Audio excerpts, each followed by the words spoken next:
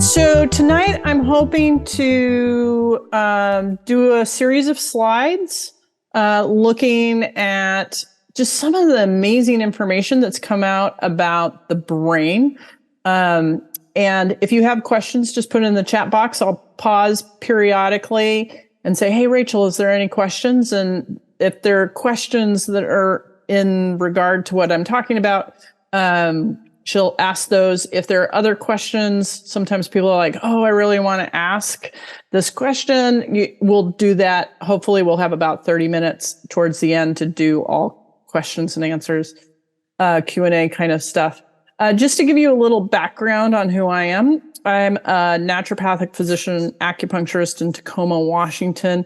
And I have been specializing in non-pharmaceutical interventions for mental health and addictions for about 20 years. So what does that mean? That means that I love therapy and I think medications are really important. And I think taking care of the body through food, sleep, exercise, movement, community, and being embodied is really important. And in that, you have to know physiology, and I love physiology. So I'm going to go through some physiology that I think is underplayed around cravings and addictions, and so that we can talk about that, and then show a new tool that I'm really excited about that is coming, that I think is going to play greatly into the recovery world. And so that you can be like, oh yeah, 2 years ago, I heard about this and now here it's here. So that's kind of what we're going to do today. This is a little bit about me. This is the disclaimer that this is for educational and informational purposes only, and none of this is intended to be medical advice, consultation, recommendation, or diagnosis or treatment. Basically, we're having a dialogue. Just because you see me does not mean that I'm your doctor. My lawyer loves for me to put that out front. So there you go. So people like to multitask when they're in a Zoom meeting. And so I'm going to give you something to do if you are one of those fidgety people like me. And so in the chat box, somebody's going to put in kristenallot.com/PCCA. I am not technologically savvy enough, but I did a talk for Pierce County Counselors Association that was similar to this. And there's a ton of handouts and slides, and you can poke around. It's been like consolidated for you, but you can also go to feelyourbrain.org, and there's also a lot of free information videos and handouts. So there you go. Okay, let's start with the governing document around addictions and mental health disorders, which is the DSM-5. Which I'm happy to say I don't particularly like. I am not a big fan of it. I have read it, but there is one page that I'm like, this is really important. And it's before any mental health diagnosis is made, a full medical exam, including physical and blood panels, should be performed before screening for pre-existing medical conditions. That is not done. It is my personal quest to make sure that people are educated on what labs they should have done. And we're going to only talk about one, but I'm just pointing out there are a lot of physical things that look a lot like mental health problems and fuel addictions. And we're going to talk about some of those today. So I'm going to have to move my Zoom so I can see what I'm talking about. So I just want to put some context into this. So what we know about the body brain is that physiology is what drives our neurological state, which is another way of saying what part of our brain is driving the bus. And depending on what part of our brain is driving the bus determines what our feelings are. And what our feelings are drives our thoughts. Our thoughts then drive our behavior. Our behavior then helps us connect or disconnect and set up community. And when we have connection and community, our physiology changes. And so it's this circle. And if you've been in recovery for a while, you've probably learned to notice your feelings and then identify your thoughts and then be like, oh, my thought is to go use, but I'm going to put a block here and not have that behavior. I don't have to follow my thoughts and feelings, right? And then when you start changing behavior, your community and connections change, and then your physiology changes and you start feeling better, and then you have better neurological state, and you go round and round. Some of the underpinning of that is the rhythms of food, nutrition, sleep, movement, breath, and embodiment. And so all of these things create their own rhythms. And that could be a 2-day lecture just on this slide alone. And I will save you from my excitement on that. And move forward to just look at neurological states. So I'm now going to just do a really broad overview of what's called the polyvagal theory. If you're new to that, this will be hopefully some good information. I'm going to invite you to do a personal sort of body scan or life scan. And if you're like, nope, not today, don't do it. Like, you just take care of yourself, but sometimes this is an interesting exercise to do. And I'll tell you when we're getting to it. But first, I'm going to give you a little background. So polyvagal theory by Stephen Porges, and I've studied with Deb Dana, and this is where that information's coming from. So what Porges noticed is that in animals that evolved a long time ago, they have this dorsal vagus nerve. And basically what this dorsal vagus nerve does is when it's in sort of homeostasis, or it's kind of resting, it's about rest and digest. And it runs your digestive system. It runs your heart, it runs your lungs, sort of everything. It goes from your brain down into your body. When threatened, it reacts by making the organism freeze and evacuate their digestive system, which is a great way to make whatever's eating you say yuck by crapping on them and throwing up on them. It's really quite effective to make people or other organisms let go. And so then the organisms coming out of the primordial slime, a couple million years goes by, and then the sympathetic nervous system arises. And what this sympathetic nervous system does is it noticed that, like, if you run or fight, that's better than becoming a turtle and throwing up and crapping on people. Like, it amplifies your ability to survive. And the sympathetic nervous system, this like excitatory nervous system, amplifies the dopamine reward system, which, again, we could talk for hours on that, but that plays directly into addictions. And then then mammals invented this whole new nervous system called the ventral vagus, and it is about safety and being connected to both self and world and feeling safe about that. So when you're in a really safe space, your ventral vagus nerve is turned on. So those are the three.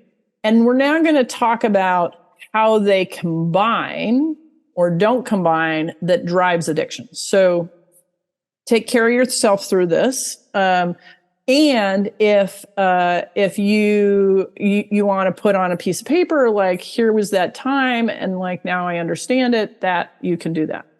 Okay. So, at the very bottom, I think of this as the very bottom, is our survival dorsal. And this survival dorsal has no sympathetic. And what this looks like is what I called scared turtle. And I've done this where I am lost to myself and I'm lost to everybody. I'm apathetic, I'm hopeless, I'm fatigued, because you really need a sympathetic nervous system to just stand up. Like, it's a pretty dark and ugly place to be if you've ever visited it. And what I see with people who are in active addictions is they will use substances to pull them out of this space. And so this might be their home away from home, like they came from an abusive household, and the only way to survive was to turtle up while your dad is pissed at things. And so when something that moves your sympathetic nervous system came along, in terms of like speed or meth, like you're like, wow, this helps, or even opioids. So after dorsal survival, you can also have some dorsal survival with some sympathetic. And this looks like what I call the help me phase, which I'm about to fall off of a cliff. I'm really anxious. The metaphor in terms of riding a bike is I'm going too fast and I feel like I'm not going to make the corner, right? Like there's things happening, but it's very activated and you want it to all stop, and it's hard to observe yourself. Another place that stepping into an addiction, using a substance is a great maladaptive coping mechanism for a while, but not for very long. But this is where you have high anxiety, panic attacks, irritations, maladaptive behaviors, and self-harm. And one of the things that's in terms of like cutting, for instance, what that does is people like, I feel better because they get more sympathetic. Not that I'm advocating for it, but I'm neurologically making sense of their behavior. And as they get more sympathetic, they sometimes can now have the energy to go connect and use that ventral. And so that feels better, right? And it's the same with using a substance. Like sometimes when we get more sympathetic in there, we can then engage, or people will engage us, and we start to feel safer, even if they're not even safe people. And so this is where there's a lot of energy. Sometimes you want to use that brake, like the metaphor, if you're riding down a hill on a bike, you want to use your brakes, but you're not actively putting a lot of energy into it.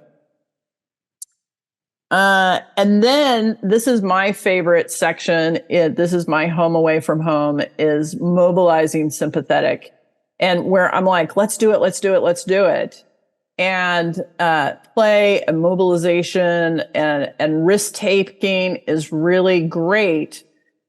I think a lot of people really like this space because our society really rewards this space.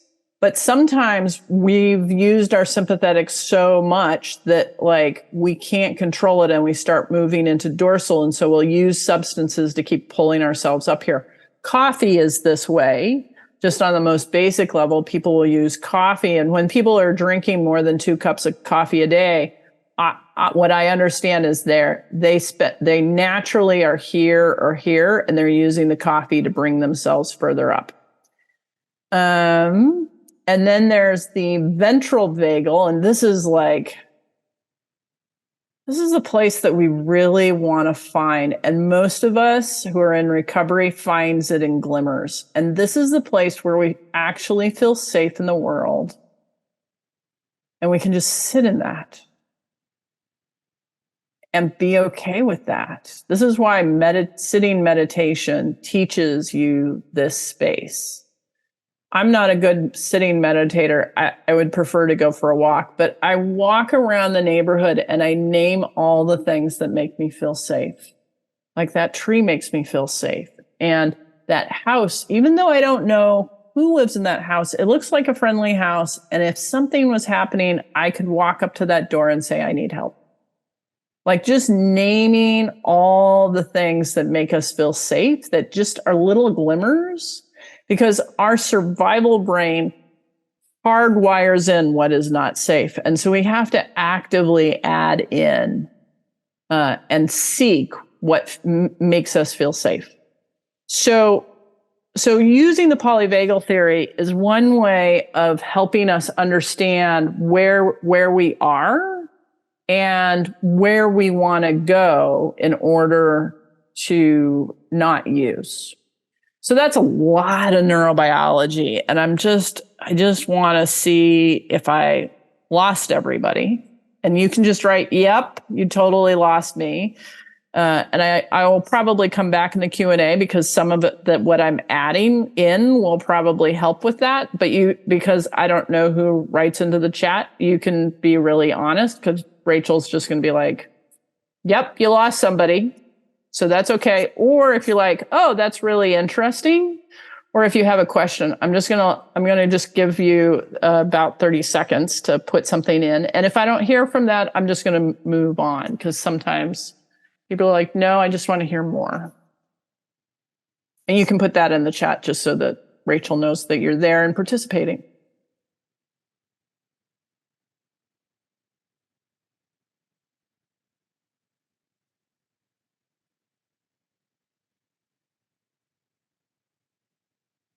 Do we have any questions, Rachel? And I don't hear you, so your mic might be.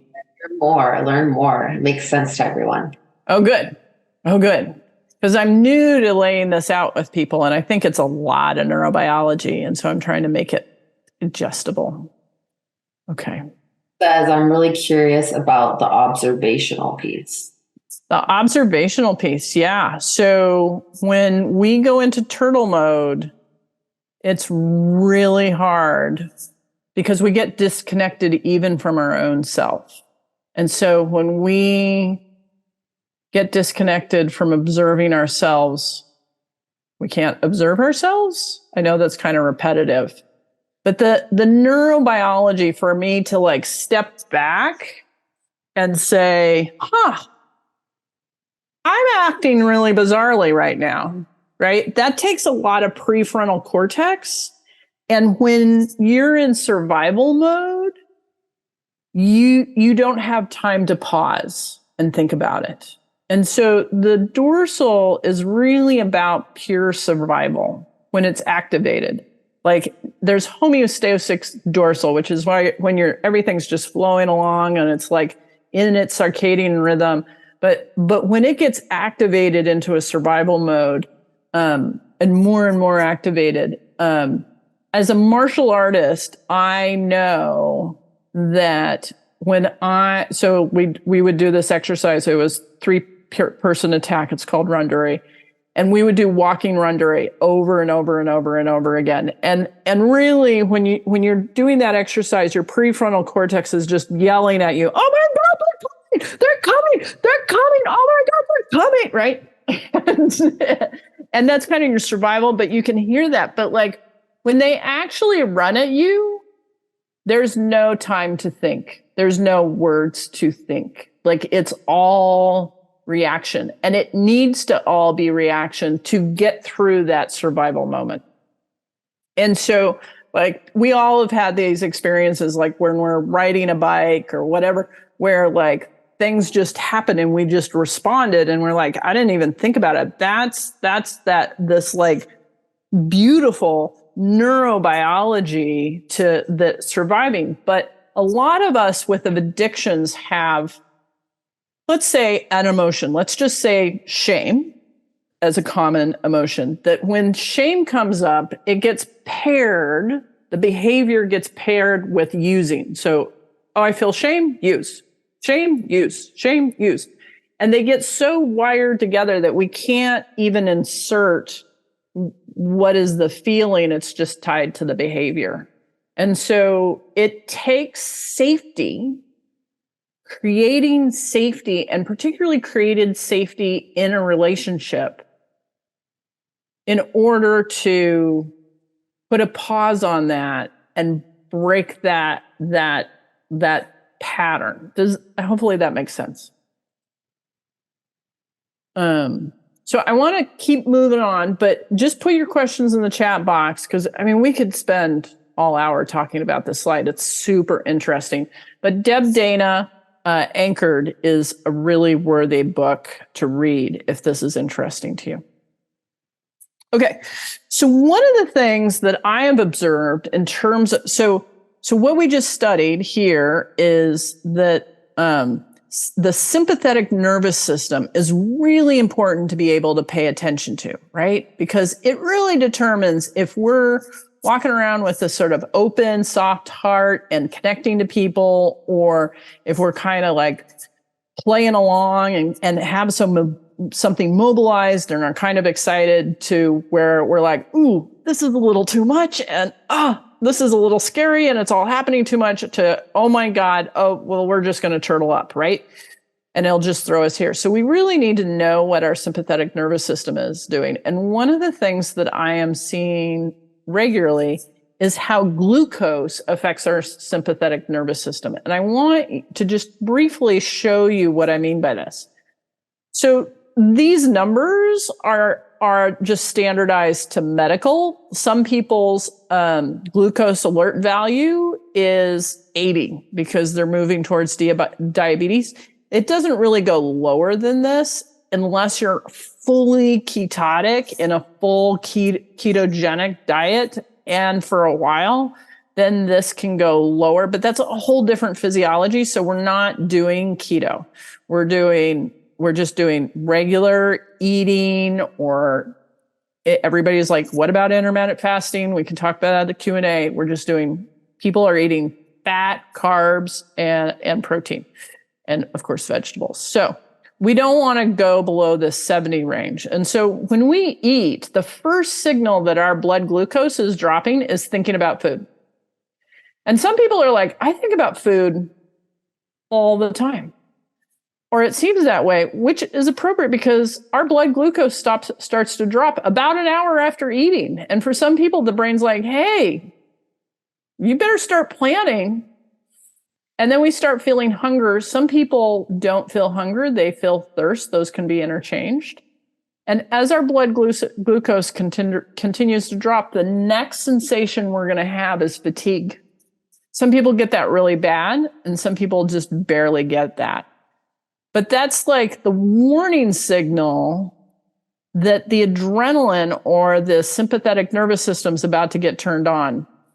And when that gets turned on, we start getting anxious, irritated, or agitated.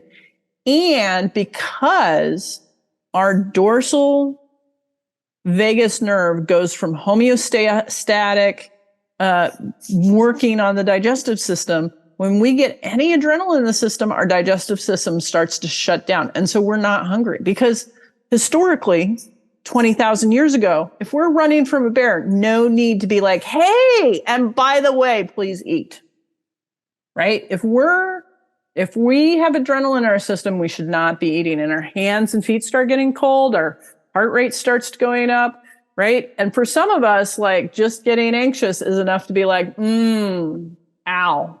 I think ow would be a good solution right now, right? Alcohol. Or whatever other substance. If we continue to go all day without eating, we also continue to get more agitated and disassociated with chronic exhaustion if we're doing it over and over again, because we're dropping down into these really low glucose values. And we can also start getting headaches and muscle and blurred vision and muscle cramps. And you keep going far enough where you can get fainting and blackouts and convulsions, which is all really ugly. And then just to finish the slide, as it gets higher and higher, we're looking at pre-diabetes and diabetes and inflammation.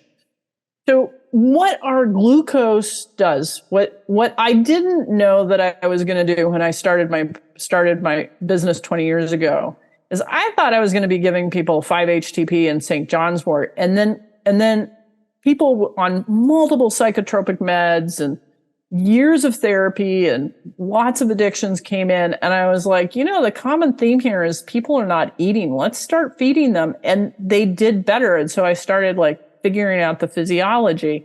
And this is the physiology that drives this being in your reactive brain. And it's really important to pay attention to, which is why we know about HALT, right? Or as one of my patients says, HALT, hungry, angry, agitated, irritated, right? That's all, to me, hunger.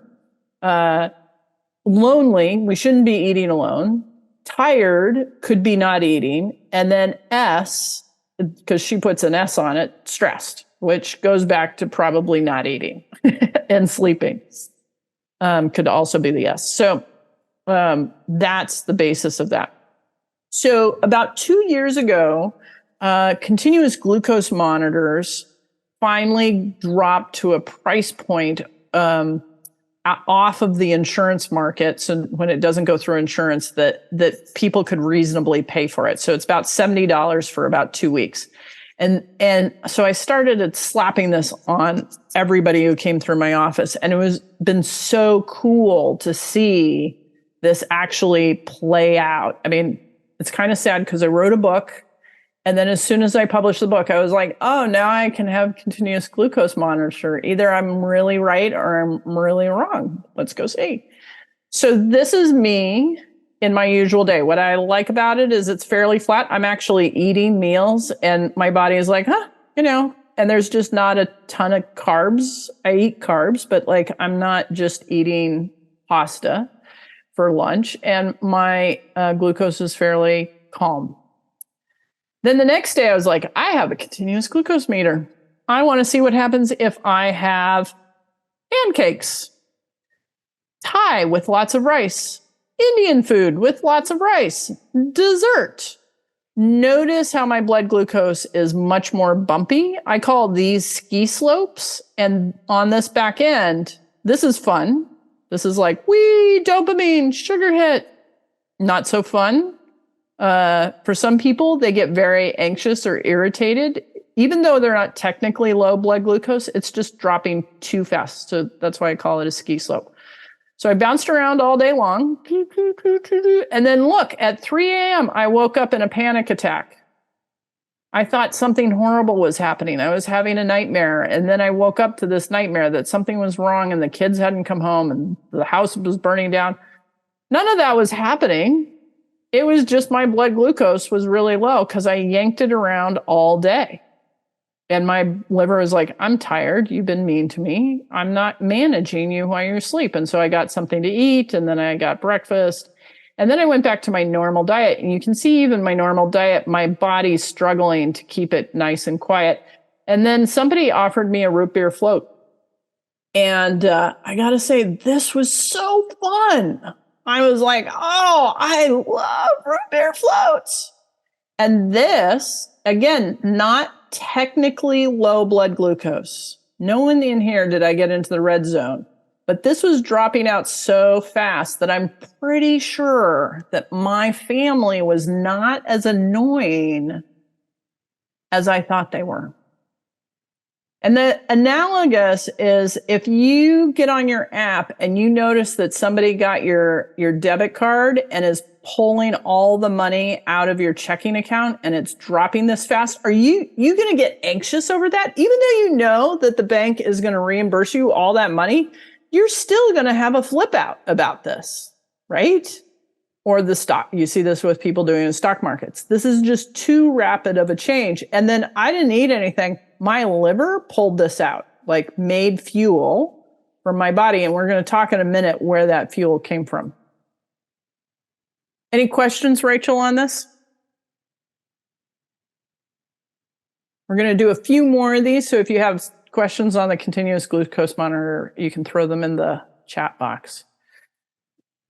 So here's an example of somebody who had anxiety and wanted a diagnosis of not PTSD, but she could have qualified ADHD because it's like, I can't focus. I can't get anything done. I'm really fatigued. I'm really struggling with my recovery. And I was like, let's see if we can just put you in the normal range because you're spending almost half of your day below a normal glucose. That's a problem, right? All this time in the red, you're absolutely in your reactive brain. And even the times that she's not in her reactive brain. So how I tell people, even like this short little bit that she did here at 8 o'clock, this is the metaphor. So the little bit of a trigger warning here. The metaphor that I use is if somebody came and stood toe to toe with you and yelled at you for 45 minutes on how horrible you are and how much you had messed up. And even though you hadn't been involved in it, and then they're like, oh, sorry, my bad. You weren't the person who did that. Sorry about yelling at you. Wouldn't you still have the effects here and probably here and probably the next day? Like that's the equivalent of getting into low blood glucose. It's that much adrenaline, right? And you might get used to it just like people get used to being yelled at, but that doesn't mean that you're going to shake it off, right? And you're going to be back into your smart, connected, want to participate in the world. And so 11 days later, by eating more protein and some consistent snacks, you can see that she raises up and she's just like, yeah, I'm now situationally anxious, which is appropriate for the situations that are arising at work, but I am not globally anxious, and my fatigue's starting to get better. And I feel like I can organize myself out of a paper bag. The organization's still rough, and the cravings have gone way down. Yeah. Yeah. I'm not the most knowledgeable about this. Are you saying that carbs create glucose imbalance? I'm saying that not fueling your body creates a glucose imbalance. And I have people who are doing it because they're eating too much carbs. I also have people who are doing it because they're not eating enough protein or they're not eating enough fats. Like when your fuels, those are your three main fuels, when those are not adequately balanced for your physiology, your glucose can get off. Does that make sense?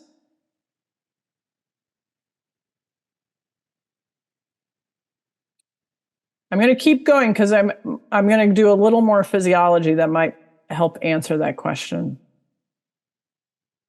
So this person didn't have an addiction problem, but I wanted to show it because the suicidal ideation was so high, right? And which is common with addictions. And what I like about continuous glucose meters is it's almost like a biofeedback mechanism. So she put it on, and I didn't see her until the 5th day. But you can see just by looking at what's going on and understanding the basics, she started to figure out how to reduce the time that she's in low blood glucose, and her suicidal ideation got better. So let's talk about what happens when we go too long without fueling the brain. Because there's lots of reasons why we choose not to fuel our brain. We decide that we want to lose weight. We decide that we're too busy. We're a mom with little kids and we can't think straight because we're a mom with little kids. We have a job and we just need to get it done. We're a programmer and we have a culture where not eating is the thing. And so when our brain is like, we don't have fuel, what happens is, again, we have these hormones released, adrenaline is released and cortisol is released. And the signal goes to our liver, and the liver says, we'll make fuel, we'll make glucose specifically, and which is going to go to the brain. It also goes to fat tissue because mostly fat tissue is like, come on in, have a seat. The conditions of me emptying you out will never show up. So you just can stay here for the rest of your life. We cannot make glucose out of fat. We can only make it out of protein. And so if we're not getting adequate amounts of protein in our diet, we are taking it from our muscle mass. And so that 3 a.m. waking, I hadn't eaten in 6 hours, and my body started to pull glucose, create glucose with adrenaline. And that all came from my muscle mass, which is going to decrease my metabolic rate and decrease the number of calories I can eat. And I like food a lot, but it also, our muscle mass helps us make brain-derived neurotropic factors. So when people are in recovery, and this may be not even first year, but like second or third or fourth year, and we really want to rewire our brain, getting exercise is really important because it helps us make brain-derived neurotropic factor, but it also keeps us from getting diabetes and dementia. And we all do that through exercise. And the favorite fuel of the muscle is actually fat. And so by exercising, we get to burn fat. But the favorite fuel of the liver is protein. And so like our body needs glucose for the brain, fat for the muscle, and protein for the liver. That's kind of how they specialize. They can eat anything, but they have preferentials. Okay, whew, that was a lot of physiology. So now we're going to go to solutions unless somebody has a question around physiology. And I'm going to look to see what time it is, how I'm doing for time. Ooh, I'm taking longer than I planned on. There's a couple questions. I'm curious how this would apply to someone with an eating disorder. Yeah, it's part of what makes eating disorders really complicated and there's many different eating disorders. And so that's why working with somebody who specializes in the type of eating disorder that somebody has and understand the psychology behind that. But I've worked with people who like we negotiated what they were going to eat, and they were going to eat those pretzel-filled, peanut butter-filled things, and it totally cut their anxiety down, just getting a little protein and carbs. But that was like the only thing we could get the whole committee to agree to. And so this is why eating disorders and addictions are really very complicated, is because of the underlying physiological problems. That's sort of a gross generalization on eating disorders. I know I'm not going into a lot of detail, but it's complex. We have another too. Thank you. Will you repeat the 3 foods that were favorite fuels? Yeah. So the brain's favorite fuel is glucose. Muscle's favorite fuel is fat. And the liver's favorite fuel is protein. Which is why, like, interesting, like, particularly alcoholics, like, if you talk to them, they figure this out and they start cutting back on their protein so that they can get drunk easier. Because their liver can't repair fast enough for the alcohol that's coming in.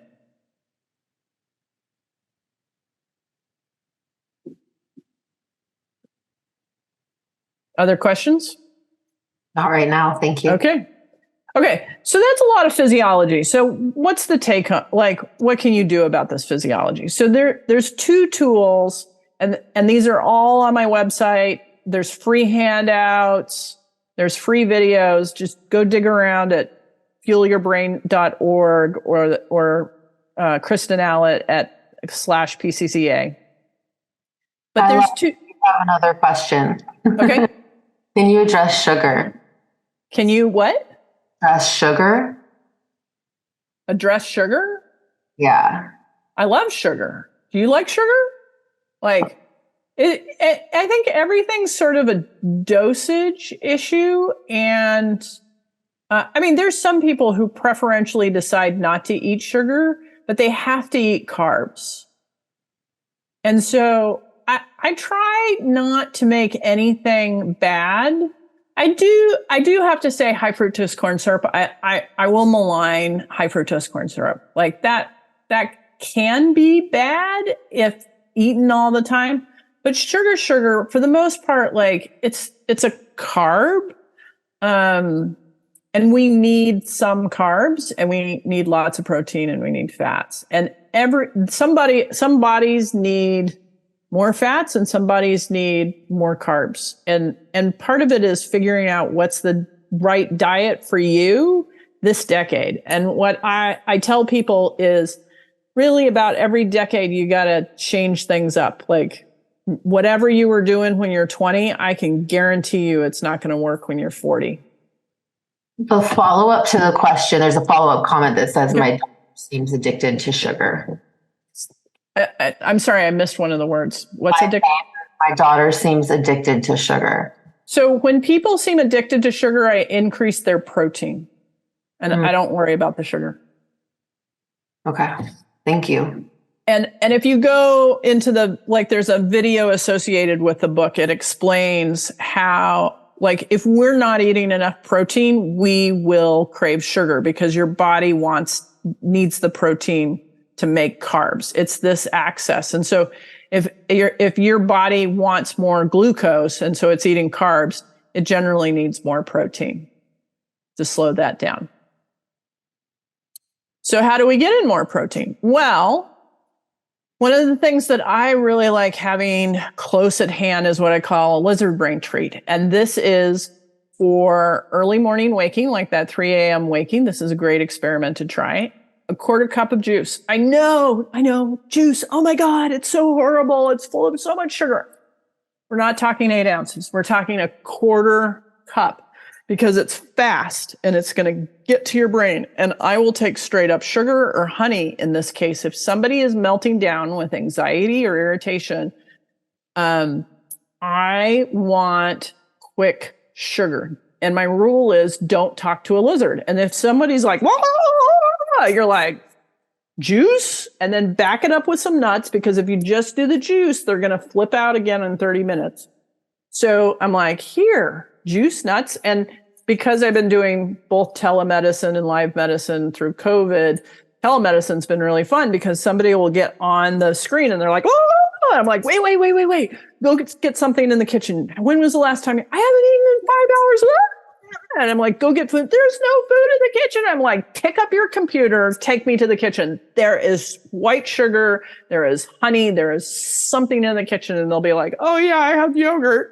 There's food in the kitchen, right? They just their lizard brain, got challenged. And in that world, there's no food, but there is actual food. And I'm like, eat it. And in 10 minutes, they're like, oh, and they're like, click. And I'm like, hi. And they're like, hey. I'm like, what's going on? And they're like, this has been a bad day. And I'm like, yeah. And you weren't fueled. We got to get you fueled.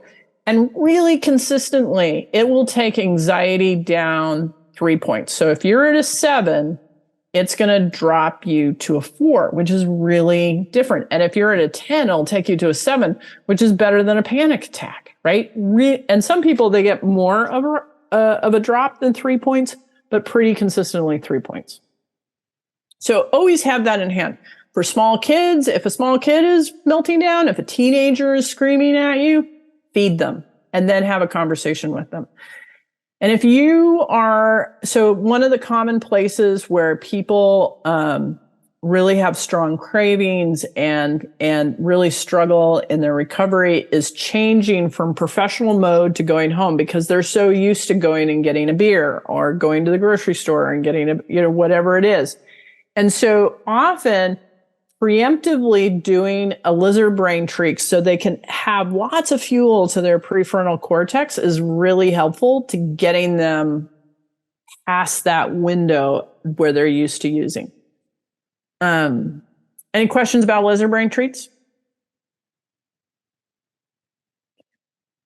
So the other experiment that I have people do, and I really think this is essential in the first 30 days of recovery, is to eat lots of protein and to eat protein with carbs and fat, but really focus on the protein every 3 hours. And so this is set up for omnivores because vegetarians always have their own variety of things, but 2 to 3 eggs, piece of toast. If you're not eating gluten, do something else, apple, or rice powder shake for the vegetarians. And then 3 hours later, so 8 o'clock to 11, I'm not asking people to eat a lot. I'm just putting a little fuel in. And so for me, that's often a spoonful of nut butter or a handful of nuts. Cottage cheese is really high in protein. There's a handout that you'll find that goes through how much protein is in different sources. At lunch, a cup and a half of quinoa with hummus might be an option, or a deck of cards of meat. A deck of cards is 20 grams. And then we're back to our snack, and then dinner is kind of the same. We want a deck of cards or some substantial protein. You got to be careful with beans. A half cup of beans is 8 grams. So you got to get a lot of beans to get up to 20 grams, right? And then if there's any sleeping issues like nightmares or 3 a.m. waking, one of the ways that I stave that off is just a spoonful of peanut butter or some kind of protein source right before they go to bed. So 2 books that I really like, if you're interested in learning more about glucose, a little pitch to my book, Fuel Your Brain, Not Your Anxiety. My co-author was Natasha Duarte. This was published by New Harbinger. I make a whole $1 a book. So that's just to let you know, it's a life-changing purchase that you're making, but for yourself, not me. And then actually Jessie, and if anybody knows how to say that last name, I would appreciate it. But mostly I'm like, Jessie, that last name. She has a really good book on continuous glucose monitors and sort of flattening out those glucose curves and raising them up. It's been a really helpful book to have. And then here's my social media. And so that is my talk, which went longer than I intended. But we have 7 minutes for Q&A. Sorry. Poorly timed. It was perfect. Thank you so much. Does anybody have any follow-up questions? I've actually read Glucose Revolution, by the way, and it is very much worth it. Also, she has a really great Instagram account that gives you little glucose in her posts. She's pretty interesting all the way around. Yeah. It's really achievable. Like it's nothing crazy, which I really appreciate. So has anybody, I mean, most of us have been in the addiction field. Like we can see glucose has something to do with cravings, right? Like that's pretty clear for most of us, right? Is there a brand of continual glucose monitor that you recommend? So there's 2 brands out there. There's Abbott, Libre, and Dexcom. I just call it Dexcom. The Abbott Libre is 14 days. Dexcom is 10 days. And so I kind of like the Abbott Libre because it gives you 4 more days. And most patients need to do it like 1 or 2 times. And they're like, I got it. This is like, I learned what I needed to learn. Some people are like, my life is more stable if I use this all the time. I'm like, awesome. You can buy as many as you want. The other, so it's still prescription. You should know, as people in the field of addictions, Abbott announced that they're releasing a monitor that's going to do glucose, lactic acid, ketones, and alcohol. And so I'm already talking to the Superior Court judges in Washington that when that alcohol comes out, somebody's going to be smart and pair it with an app on if you can drive or do probation or like that. That is going to be an interesting thing in the world of addictions. There is a startup. If your physician won't give it to you and you have some extra cash, there's a startup called Levels Health that is about improving metabolic health. And they have an amazing app that helps you with your foods and know how your foods are affecting your glucose. And they're doing a nice job. And they've got an amazing blog. So if you're like, I want some more information, they're the ones that I kind of point to. Because there's a couple of others like NutriSense, but they're so focused on weight loss. And so many people have so much trauma around that. I try and steer people clear of that. We have one more question. Sure. How much protein in general should one eat on a daily basis? So it is 20 grams, 8 grams per 20 grams of body weight. So I'm 180 grams, and so that's 90. So just to cover my basics, I need about 72 to 80 grams of protein. What I see is unless people are really petite and are in early recovery, I'm trying to get them to about 70, which is 20 grams for breakfast, 20 grams for lunch, 20 grams for dinner, and then little protein snacks throughout the day. And that generally helps people. Thank you. Well, and there's some really good videos on my website going into a lot more detail on how to do that and how to read labels so that you can do that easily. And I'm sorry, there's so much that could be covered, but we had an hour and I really want to respect people's time. And thank you so much. This has been awesome.